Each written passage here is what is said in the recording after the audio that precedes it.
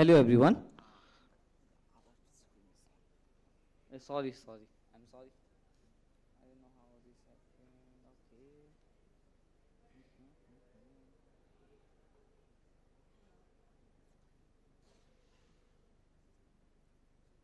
Duplicate.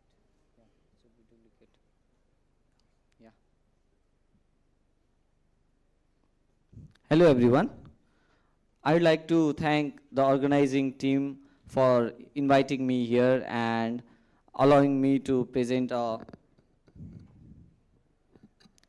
talk show on my finding. So in this session, I'll be talking, I'll be giving 4 years of my journey in Meta Bug Bounty and some tips for you whoever would like to start with Meta Bug Bounty. And after that, I'll also share one of my interesting finding that I found recently. So hopefully from that you'll learn something. Okay, let's get started.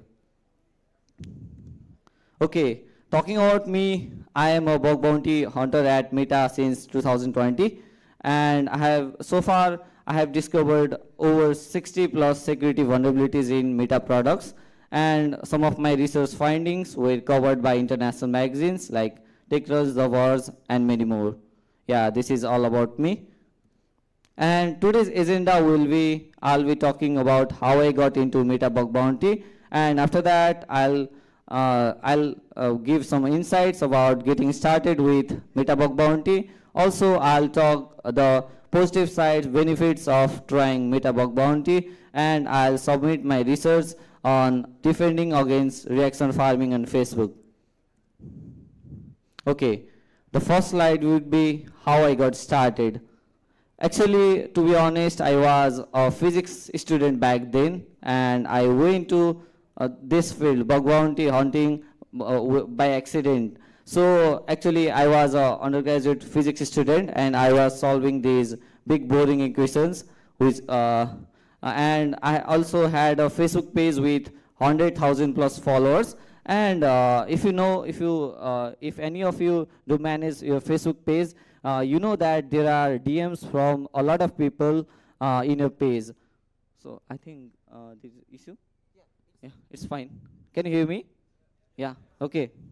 And what actually happened is a lot of people they had texted to our page, and while I was replying to them, what strange thing happened is the reply went through my personal profile instead of page. So I was kind of very much scared because a lot of females and males were texting to our page, and I was just due to a Facebook bug. What happened was all the reply were sent through my personal profile. So I was exhausted. I was scared. So I thought like I had to report this somewhere so that I would prove them that I wasn't doing this intentionally. So this was my first goal. So I was very embarrassed, and I looked like a very bad guy with a bad intention to do that. So actually, I found a page that I luckily found the right page, and I reported the behavior, saying that it affects my it actually affects my integrity. Also, it affects my reputation. So I report in a very non-technical way, but Facebook, surprisingly, they fixed the bug and they treated it as a security or privacy vulnerability, and they rewarded me with $2,000 under page admin disclosure guidelines. So actually, this changed my life and career. So up to where I am today. So this is how I got started in bug bounty. So after that, I've been continuously working in the field of bug bounty. You can see the first reward I received is July 3, 2019. This was the first time when I got my first reward unintentionally, and after that, I have been continuously finding bugs on Meta platforms. Yeah. Also, the shocking fact about that was my mom actually said that when I told her like I was rewarded with $2,000, she said it could be some kind of scams, and she suggested me to proceed with caution. So yeah, a lot of fellow bug hunters, when I asked them like how did your parents feel after hearing the news of your reward, and they, a lot of people, they say like me that their parents actually thought it's some kind of a scam, because bug bounty obviously it's a kind of a huge reward, and our Asian parents actually they don't believe at first. So I made her fully assured that it was a legitimate reward from Facebook, and that one accidental reward actually changed my career to where I am today. Yeah. The second thing is getting started with Meta Bug Bounty. A lot of you, I think, you want to start bug hunting on Meta. So I want to leave some tips and how to get started with Meta Bug Bounty. And this is Meta Bug Bounty program. And Meta Bug Bounty program was initially launched in 2011, and Meta payouts ranges from $500 to $300,000, depending upon the severity and impact of the issue. So as of now, as published by them, they have paid more than 15 million bounty as of now, and they have major applications like Facebook, Instagram, WhatsApp, Oculus, and many more. Many more are actually coming, like you can see the Meta AI, and they have VR headsets, the new version of VR headsets, they are also coming. So Meta has a lot of assets to where you can really find a bug there. So yeah, and you can see the scopes are meta.com. This is a parent company which manages all the assets. So now Facebook is changing a lot of things, like the way we log in, the way we sign up, everything. Like they want to make something like if you log into Google, then you are automatically logged into YouTube. They want to create meta.com as like SSO, a single sign-on kind of thing. So they are working on it. So there are a lot of new features coming in. So where you can you can potentially find vulnerabilities, security vulnerabilities, and other scopes are Facebook, WhatsApp, Messenger, Instagram, Threads, Oculus, Workplace, and many more. If you want to find more scopes, you can go to bugbounty.meta.com/scope. Here you can find all the scopes and terms on Meta Bug Bounty. Yeah, and the real range examples are, you can see they provide $500 minimum bounty. If they think like your bug doesn't worth $500, you won't be getting any amount. Some people, they might think like, okay, if it doesn't qualify for $500, why not giving $200? Some people think like that, but Meta has the policy like they either they will reward $500 or they won't reward any amount. So that's the policy. And they usually, if you are able to find the page admin, if you are able to disclose the page admin of any page, technically you'll receive $5,000. And if you are able to find the email address and phone number of any user, let's say if I keep my phone number and email address as private, but if you are able to disclose it in any way, they will pay you $10,000. And if you are able to bypass two-factor authentication, they will provide you $20,000. So this is the one of the most abundant bug in the recent times. 2FA bypass has been so much common. A lot of my friends, they have found 2FA bypass, and it's you just have to work on like some kind of rate limiting thing. You just have to try rate limiting on different endpoints, and it's quite common to find two-factor authentication bypass even in 2024. Also, if you are able to bypass full secure boot in MetaQuest, they pay $30,000. And if you can find full account takeover, you'll get $130,000. And people might say like, okay, is it possible? Is it really possible to find account takeover vulnerabilities. Is it really possible to hack someone else's account without single click of the victim? You might ask, but actually it is possible. One of my friend from Nepal, he found he found zero click account takeover in 2024, and he was rewarded with the following amount. So even bugs like account takeover are quite common on Facebook. Some might need interaction, some might not need interaction, but even account takeover kind of vulnerabilities are also very much common in Facebook. Likewise, if you are able to find a mobile RC, you will be rewarded up to $300,000. Yeah, this is the reward range of Meta as of now. You can find all these on bugbounty.meta.com page. So yeah, it's up to you. Also, Meta code base consists of over 100 million lines of codes with more than 1,000 changes every day. So there is enough room for you to find vulnerabilities. So as per their article, or as per their blog, they wrote this. They said that they have 100 plus commits every day. So there is a likely chance to for a bug to reappear itself as well. Let's say you find a vulnerability. If it gets fixed first, and it is potentially possible to reappear after like 6 months, 7 months. So a lot of researchers, they don't reveal what they found, and they try the same thing after 6 months, and they find the same bug, and they get rewarded for it. So that's a good thing for as a researcher, not for the company, but we are obviously happy with that.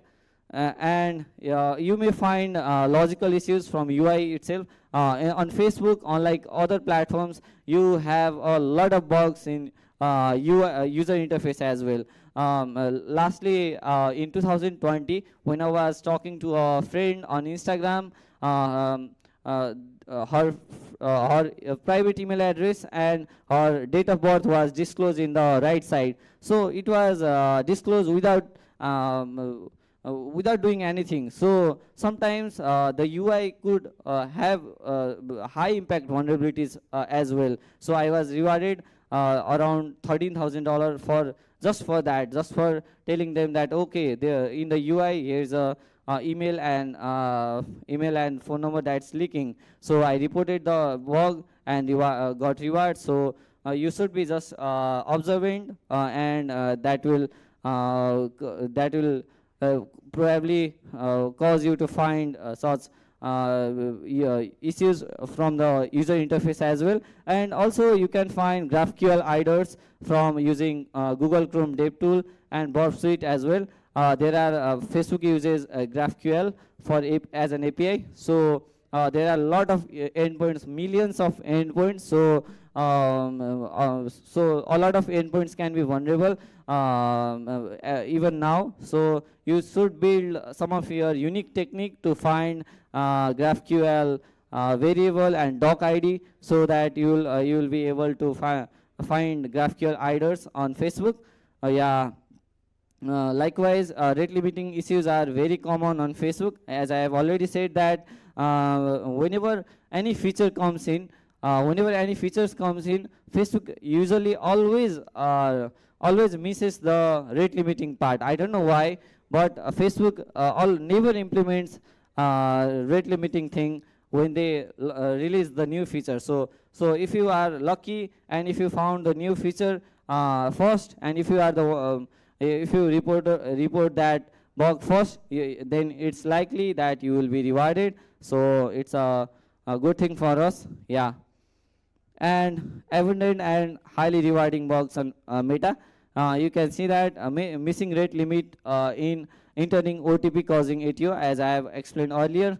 My friend, he found missing rate limiting in entering OTP causing a full account takeover. So I don't think anyone would expect like Facebook to have missing rate limiting in entering OTP. So actually when they release a new feature or when they changes their code base so frequently, so there can be some issues with the code base. So you are likely to find such kind of vulnerabilities as well. So you just have to be lucky on that as well. Also, missing rate limit causing 2FA authentication bypass. As I've already talked about this as well, 2FA bypass vulnerabilities are very common right now on Facebook. Also, contact point disclosure. I have already told, if you are able to disclose email address and phone number, these kind of things are very highly rewarding under Facebook bug bounty program. So also page admin disclosure. If you are able to disclose page admin of any page, you will get a good reward. And GraphQL iders, and if you are able to find privilege escalations, like if a lower privilege user can do higher privilege actions, so it can be a highly rewarding bug. So these are all the categories of bugs that were found in 2024.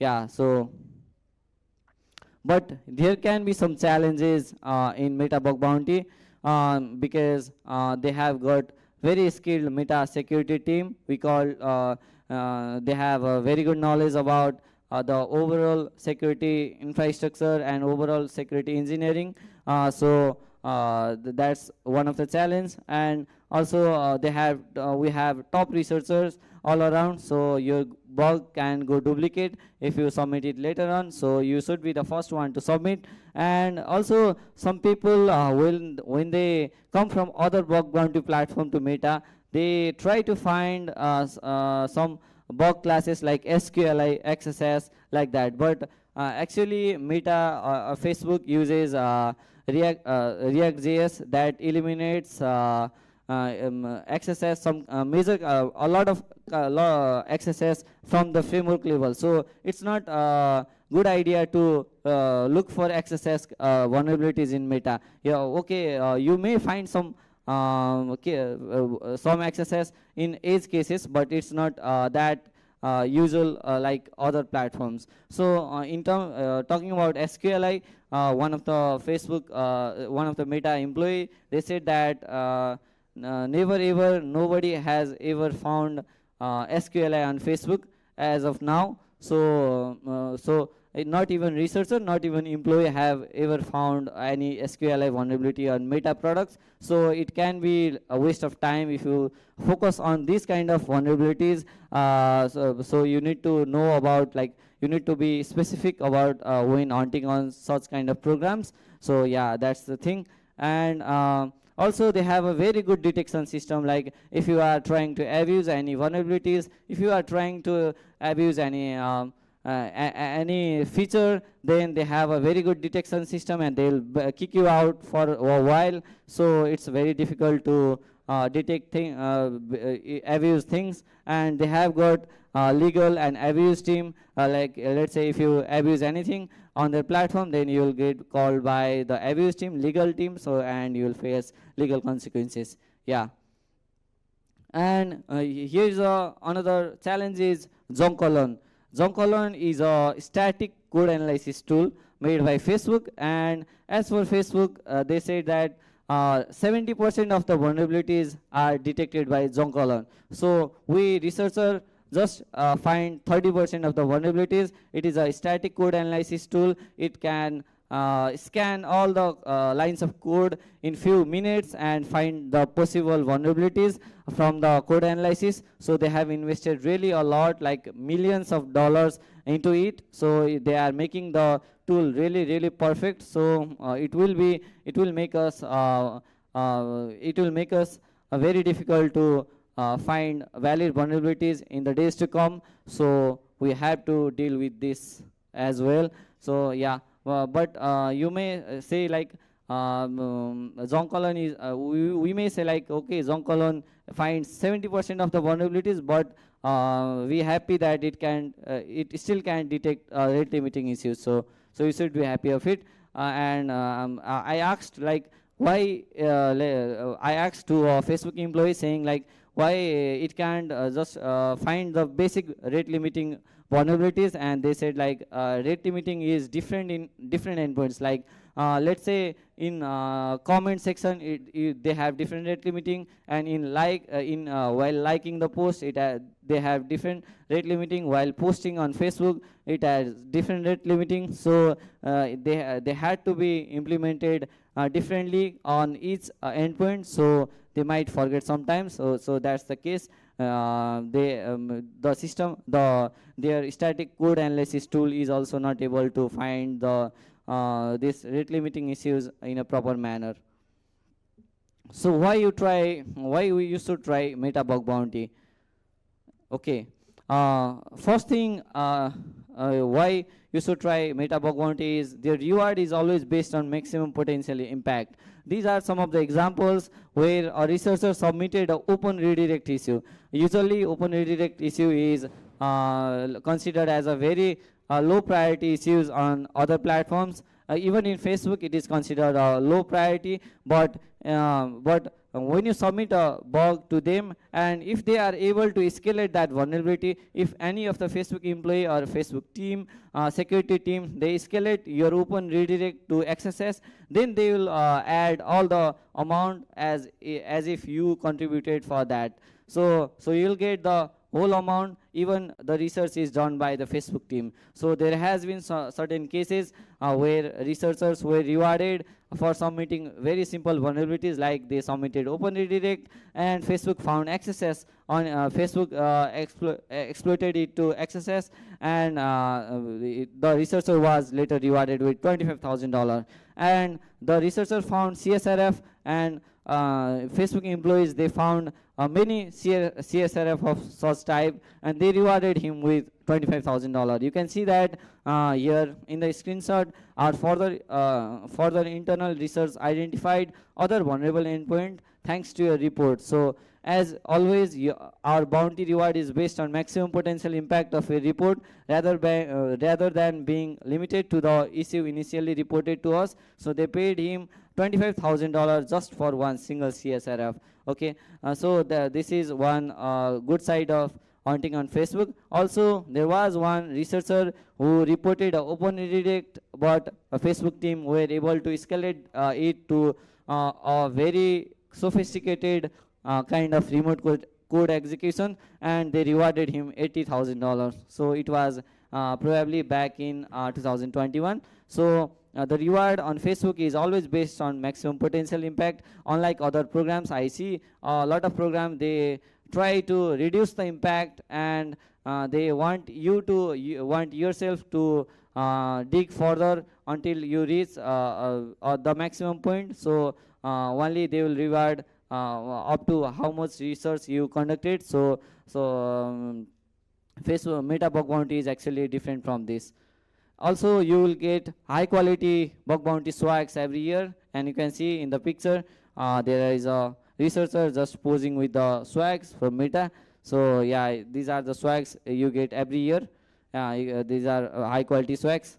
And also you will get extra bonus for late time. Let's say if Facebook team they take some time to investigate on your report, then they will pay for your late time bonus to you. Let's say if it takes like more than 30 days, then they'll add 1.05 they'll multiply your reward by 1.05, and if they are later than 60 days, then they will multiply the bonus by 1.10, and then if they are even late, they will multiply somewhere like 1.15 or 1.20, something like that. So you don't have to worry about, okay, Facebook is still working.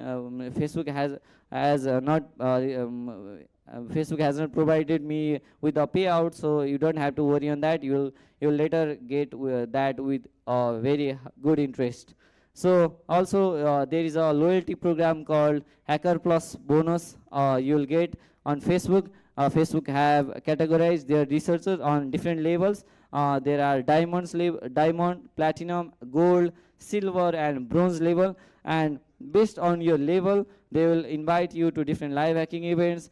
You will get a multiplier bonus. Let's say if you are in Diamond League, then they will multiply the your original reward with 20 and add 20% to it. So let's say if you get $10,000 as a reward, then if you are in Diamond League, you will get $2,000 extra, which is 20%, and you will receive a total of $12,000. So this is a very good loyalty program for us. So yeah. There was a meme I saw a few years ago that says, what happens when you what happens when you do bug bounty on Meta? You will get the original bounty, you will get Hacker Plus bonus, you will get FEDL bonus, you will get swags, badge, you will get also if you claim your bounty through HackerOne, then you will get HackerOne reputation as well. Also you will get invited to several events from HackerOne. Also you will get private invites. Also you will get swags from HackerOne. So you will get everything. So this is the cool side of hunting on Meta bug bounty programs. Yeah. Also, you'll get fully sponsored trips to different live hacking events. This is a snapshot of one of the email that I received last year, and this is we get based on our league, we get invite to Las Vegas for DEF CON, and the event BountyCon that they held every year on different places. So they provide us some these kind of sponsored trips every year. So that's another good side of hunting on Meta. And you can also flex your high impact box globally. So this is one of my posts that was featured on different medias.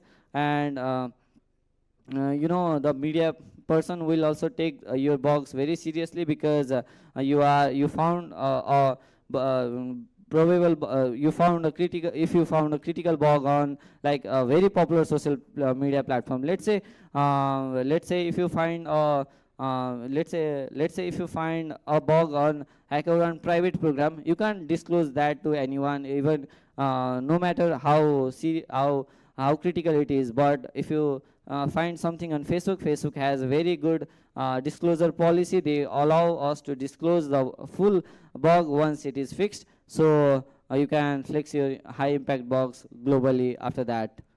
And also they have data abuse bug bounty program. This is where if you find any application, let's say there is an application with a lot of downloads, and if you found that a malicious app is actually abusing, actually collecting Facebook user data, and if it is abusing it, and if you find that, you can just report to Facebook data abuse bug bounty program, and you will be rewarded under it. So that's another cool side of hunting on Meta.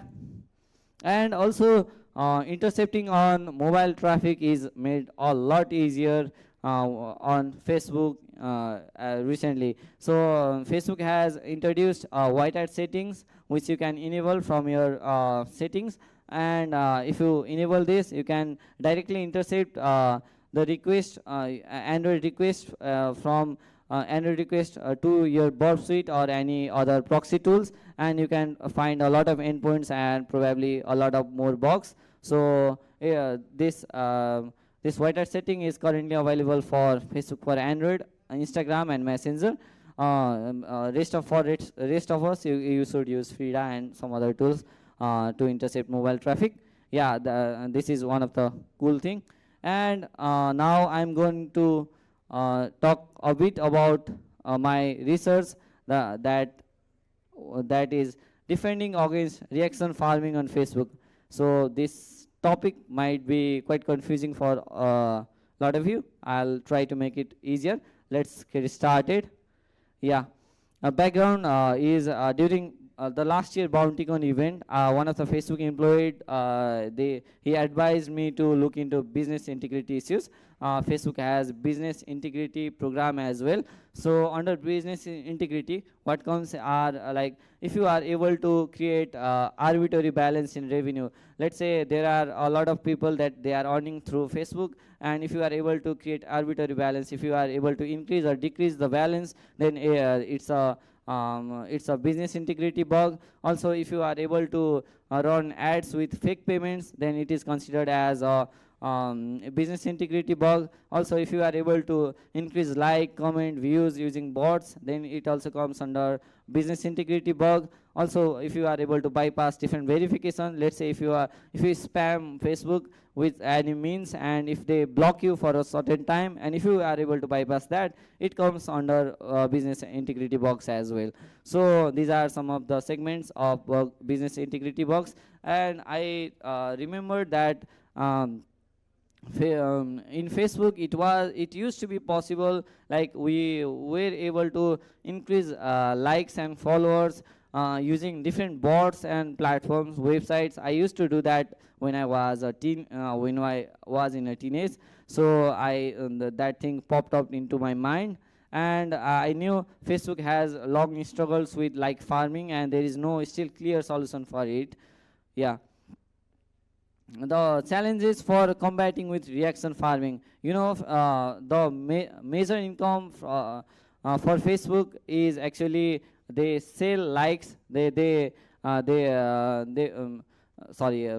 actually promote that post to a wider range of audience, and if they like your post, then Facebook is going to be more and more rich. That's the major revenue source for them. And in the modern days, it has been greatly reduced due to uses of bots and things like that from different websites and different like farming tools as well. So it has been a big headache for Meta as well.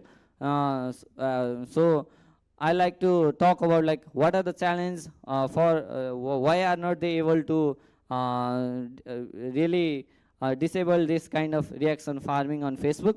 So the first thing is the token is actually obtained from social engineering. What they do is they ask Facebook users to log in to their malicious website, and they steal access token from it, and they uses those access token to increase likes and reactions on behalf of other users. They are just we can just automate that using some using a very simple script, and they use like that. And also reaction obtained from reaction exchange also there are a lot of reaction exchanging program, like if you go to ABC website, then you can write a post, you can submit a post, other people will like your post and you will have to like their post. So this kind of reaction exchange program is causing Facebook a really bad headache, because it actually can't be prevented in any way. So also this kind of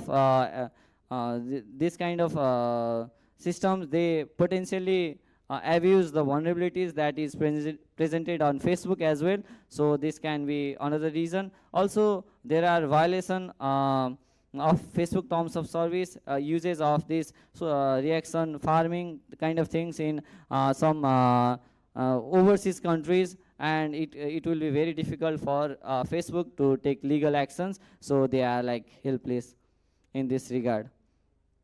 So as I have already said that I use bots to increase likes and comments on my Facebook profile during my teenage. That was probably 6-7 years ago, and few questions actually came into my mind, and I thought, like, do these types of bots actually exist even now, or did these bots actually exploited any vulnerability to increase likes and comments? These were the two things that came into my mind, and I found a website called machineliker.com.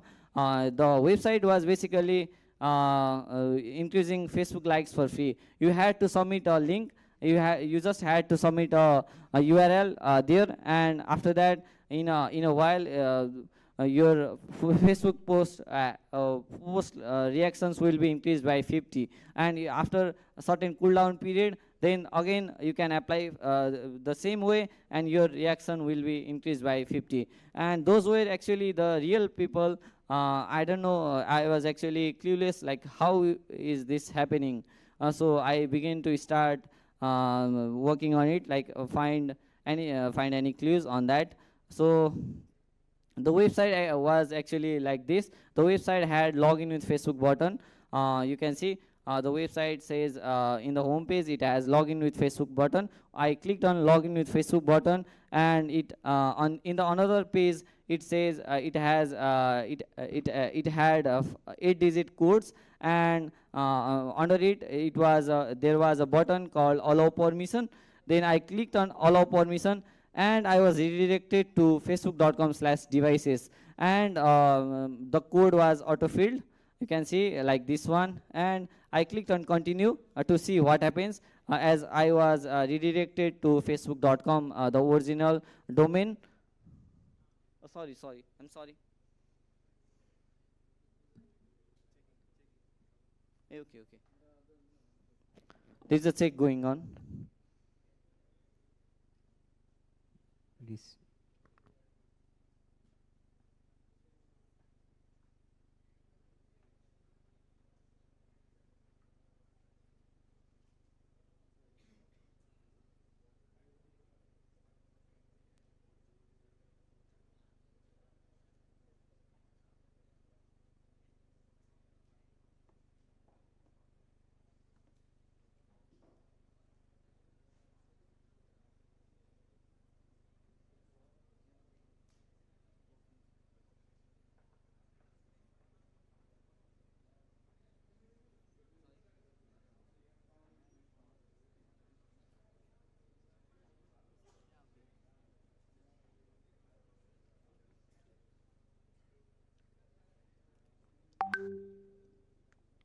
I'm sorry. Actually, sorry. Let's continue.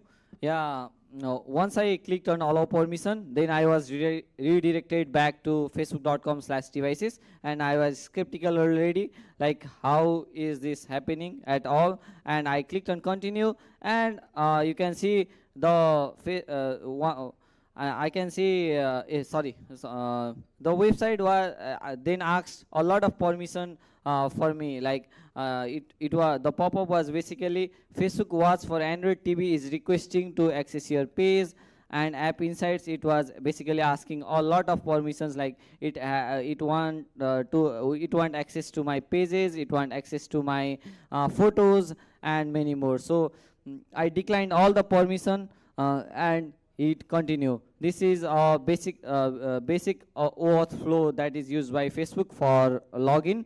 So if you don't know about OAuth flow on Facebook, it is a manual.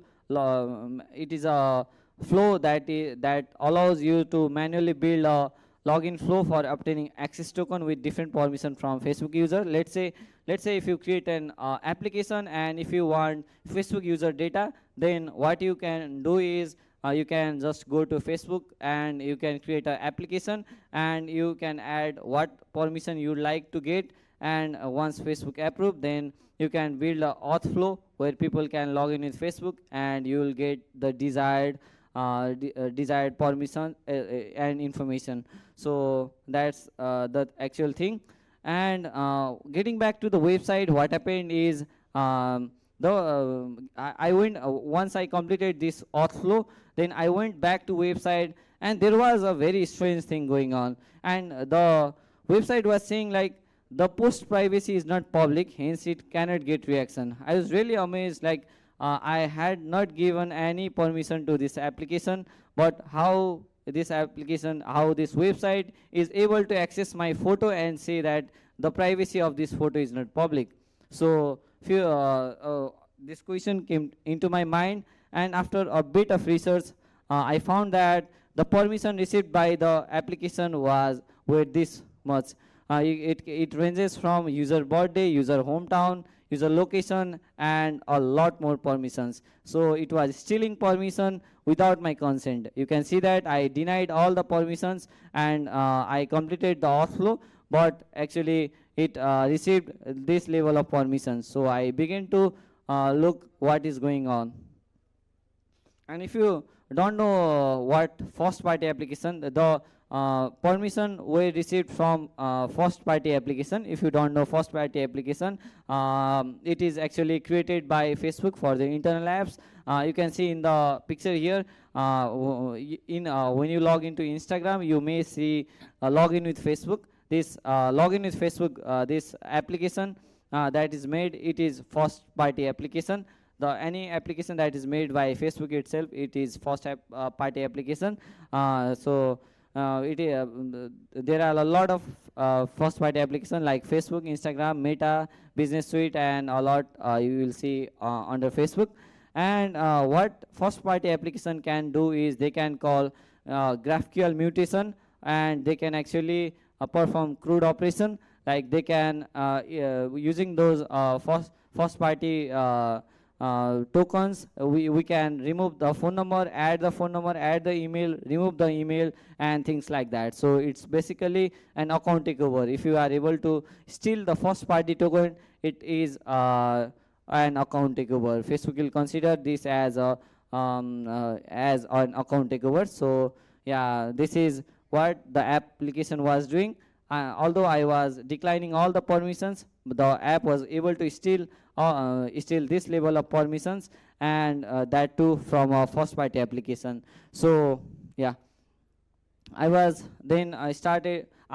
began to then start solving the puzzle, and after a bit of research, I found that the website was actually using Facebook login for devices. If you don't know Facebook login for devices, I think a bit back in Android TVs and all, you could log into your Facebook with just a few digits of code. Like what you had to do is you had to go to your Facebook settings, and there you will find you just had to go to your TV screen and then open Facebook application, and on Facebook application you will see 8-digit code, and if you enter that code into your Facebook account by going to settings, then you can actually log in. You can actually browse your Facebook account on your TV as well. So this is the screenshot. You can see that whenever you visit Facebook application on your TV, then it displays 8-digit code. And if you keep this code on facebook.com/devices, you can see you should visit this link, and if you enter this code, then the TV will be able to access your Facebook account, and you can play video from Facebook. You can just browse Facebook normally from your TV. So this was the purpose of Facebook for devices. And also Meta Quest uses this kind of login method as of now, even today. So this Facebook login for devices actually eradicates the complexity of like manual login by using 8-digit code. So this is what Facebook login does. And you can see that the application was actually crafting URL to generate code. So what the application was actually doing was, I went through the documentation of Facebook login for devices and found out that we can convert. We can actually generate the code first, and then we can generate the code into access token after that. So what was actually happening is, if you let's say if you find the internal Facebook app, and if you find the client token, then you are easily able to get the login secret. And after that, if you combine that login secret to one endpoint, then you are easily able to convert that into access token. You can see that if you combine app ID and client token, then it will be an access token. So you can obtain the app ID and client token through reverse engineering, or you can find certain endpoints. Like you can see that you can see that this is the endpoint that provides us the login secret, which is app client token. Login secret is also called client token. And if you are able to find the client token, and if you are able to find the app ID, then you can mix that to steal access token. So you once you find the access token, there you can sorry, once you convert the code into code into client token, then you can turn it into sorry, you can turn the code to access token by using this endpoint. I found this endpoint on the documentation page as well, and the response would be like this. So summarizing all those, what I also checked the through access token debugger and find out that it had a lot of permission. And you can see what that sketchy website was actually doing is they find out the app ID for Facebook Watch for Android TV, which is first party application.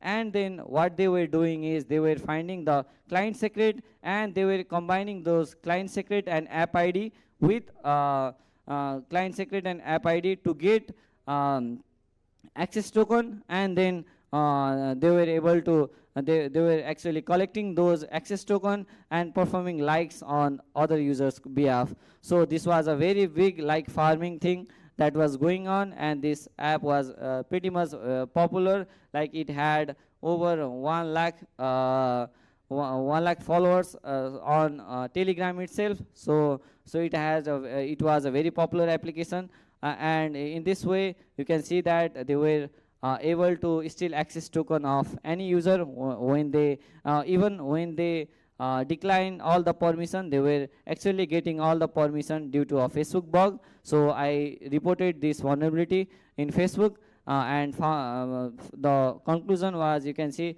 you can see that the app was abusing the login flow to steal first party access token of Facebook users. And as I've already told you, Facebook first party tokens are long lived tokens. They don't usually expire. You know, third party tokens, they usually expire after some time, but first party tokens doesn't expire until and unless you change your password. So even if you log out, it doesn't matter until and unless you change your password. First party token, they usually don't expire, and they can make GraphQL mutation call.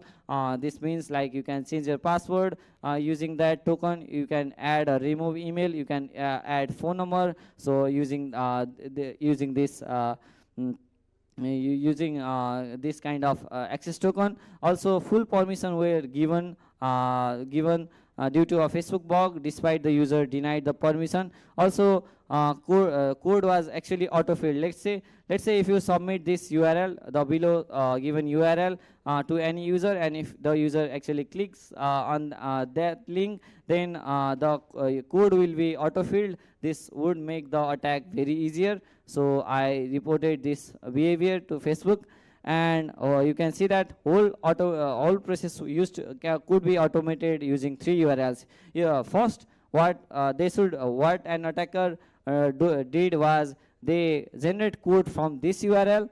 You can see this would generate a code, and the code obtained from this URL will be appended with this code, the second one is the second URL. And when an attacker sends a URL to the victim, and if the victim clicks that URL, then and if they complete the authorization process, then the attacker can easily change the code to access token, and in this way an attacker can easily get the access token of victim user despite their consent.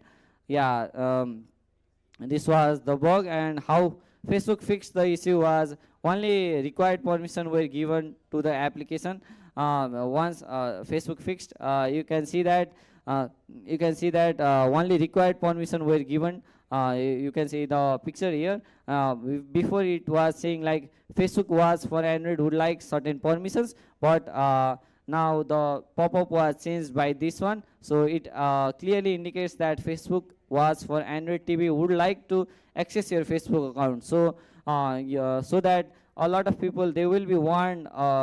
You'll get, this is kind of warning that if you continue if you continue knowing all this, then you are going to know that you are going to give access to this to this application. So you can be cautious on that. So Facebook changed like this, and the code autofill was disabled. Like now when you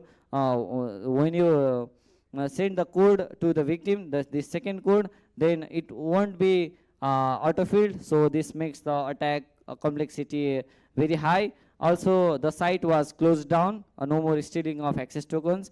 Also, advisory was added to the web page saying that only use code from trusted devices. So user will have enough information that their account is going to be compromised, or their account will access token will be stolen if they proceed with that. So if they enter any code from untrusted device. So this is how Facebook fixed this issue. Yeah. Yeah, this is one. And here are some tips if you on meta bug bounty. As I have already said, you should always be observant. Like most impactful bugs sometimes can be found on user interface itself, and always make a habit to test out of scope assets to and link the impact with in scope assets. In this bug, I went to test a random feature on a malicious website, and I tried to link that to Facebook, and on which I was successful. So in this way, if you source anything from the out of scope assets, and if you can link the impact with in scope assets, then it is actually they are gonna pay you out. So I see a lot of reports like if you are able to make a if you are able to attempt a subdomain takeover, they will still accept you even if it is not in scope, because if it is accepting the major website, major application, then they are gonna reward you. So make a habit of like testing the out of scope assets as well sometimes, but this can be dangerous as well, because some programs they don't allow you to test out of scope assets. So it's up to you. And also make a habit of note taking. In Facebook you find a lot of endpoints, and you actually need to write them out somewhere, on your spreadsheets, on your VS Code, or any code editor or something like that. Otherwise you are not going to find those later on. So Facebook has a millions of requests, and those some of them can be very juicy endpoints, so you'll need to save them for futures.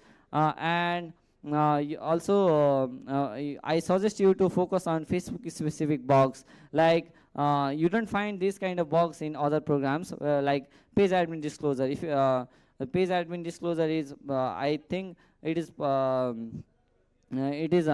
present only on Facebook, and Facebook pays really a lot for this kind of vulnerability. Like if you are able to find any bugs on business suite, if you are able to find bugs on Facebook groups, like example I have mentioned here, if you are able to find out the members in a private group, things like that, these are Facebook specific bugs, I would say. And if you can focus on those, and Facebook takes privacy very very seriously, and they are going to pay you a lot.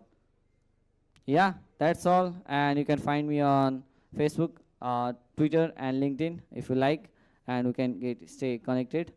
Yeah, thank you. If you have any question, please raise your hand. I'll be as I think we will take only 2 questions. Yeah.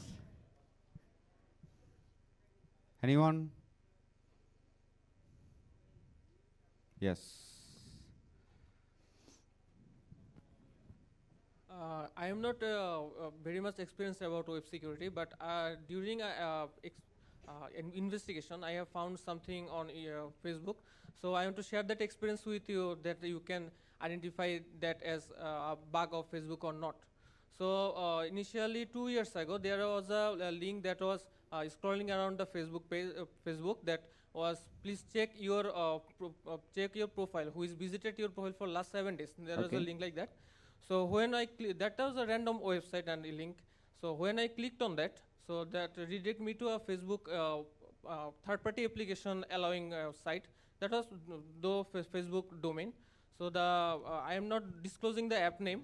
So that was a very popular webcam site actually. So when I allowed that, So that got me to and posted post that same post that check you who is visited to your website. So that redirected me to the Facebook. So the problem is when I investigated more, so I found that the webcam website was infected with XSS that was allowing that malicious actor to do that same thing to my account.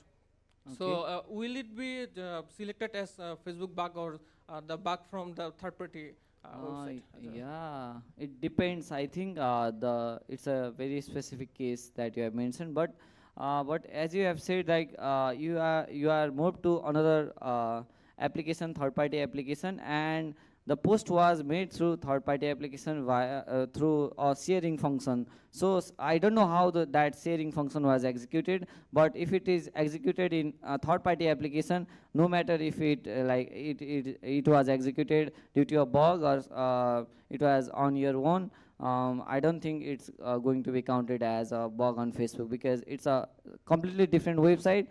If there was something like, let's say if you didn't give permission to your friends, but it was able to find your close friend, or if it was able to find your top 5 friends, something like that, and it was able to really match the friend list, friends from your friend list, so it would be considered an issue. But the thing which you said, I think it's not, it doesn't come under Facebook bug bounty program. Okay, actually, the OAuth flow you have already shown that. So the infection was in the redirect URI. So the redirect URI and the website search field was the infected with access actually. So so I reported to the webcam website.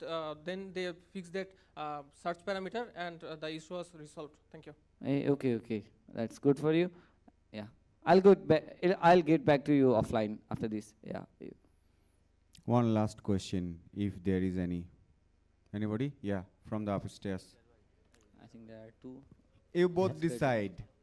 Will Bishal go or you? Bishal bhai. Okay, Bishal bhai. Hello. Yeah. You mentioned few reports about open redirects. Uh-huh. I reported few months before on Facebook that open redirects. I reported 2 reports actually. About open redirect. Then they replied about it was redirecting to any website except I did not notice it. They asked me to redirect it to able.com. They said there is a link shim technology. Yeah. So I need to bypass that.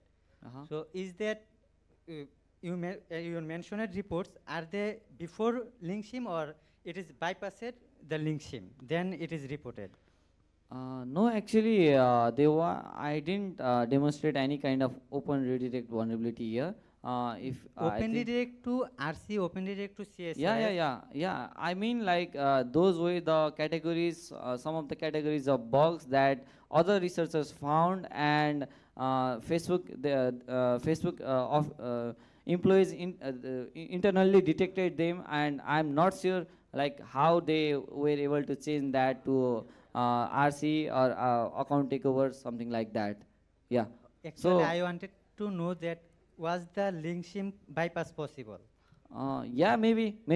Yeah, but whatever you said, I want to add a little bit on that. Facebook has a technology called link sim, which they use to filter redirection. So if you are able to, they have made one website. If you are able to redirect any Facebook URL to that specific website, only then your report will be rewarded under open redirect. But right now Facebook doesn't take open redirect as a vulnerability. I have submitted few in the previous months, and I got both of them rejected. So I suggest you to find other bug classes rather than open redirect. But you make sure that you can keep those open redirect so that you can chain with something else in the future. So I have some open redirect. I don't just share those, and I'll. Sorry, is pointing something? Oh, no. Okay. Yeah. So make habit of like keeping those small box and send them with a bigger one later on, so that you can increase the impact yourself. Thank you. Yeah. Okay. Please give a big round of applause for Saugat for flying back all the way from South Africa and then fly back to Nepal tomorrow. We wish you a good health and thank you for your time. Thank you for visiting Bangladesh. I hope you will be visiting quite frequently. Yeah. Thank you very much for inviting me here. Yeah. Yep. Thank you. Thank you, Saugat. আমাদের closing